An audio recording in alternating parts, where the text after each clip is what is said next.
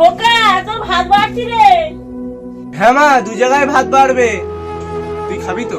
আরে আমার জন্য ভাত বাড়তে বারণ কর, আমি বাড়িতে খেয়ে এসেছি, আমার পেট ভর্তি। দেখ আমি আর খাবো না, তুই গিয়ে খেয়ে নে। খোকা ভাত বাড়ছি, খাবি আয়।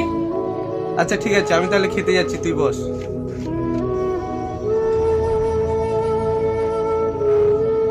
মা, এটা কি রান্না করেছো তুমি? রোজ রোজ একই খাবার খেতে ভালো লাগে?